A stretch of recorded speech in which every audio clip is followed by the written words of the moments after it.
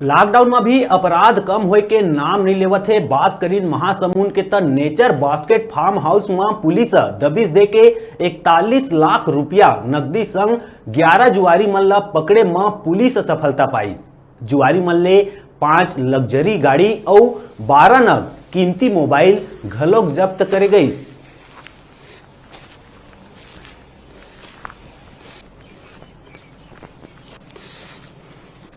इस सूचना पे मैंने तत्काल साइबर सेल की टीम और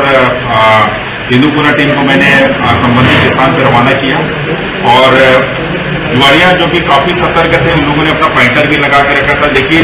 हमारी जो साइबर टीम और हमारी पुलिस की टीम है बड़ी सतर्कता से गए, अलग अलग मोटरसाइकिलों से गए और निर्धारित जगह पे लोग काफी दूर से पैदल जाके उस जगह तक पहुंचे, मौके पे मिले और जो कि एक सोनू प्रसाद अग्रवाल है, उन्हीं का फार्म हाउस है, उसी में लोग जुआ खेल रहे थे और इनके पास से तकरीबन 41,24,705 रुपये नगद मिला है। इसके अलावा 2 फॉर्च्यूनर कार, एक MG हेक्टर कार,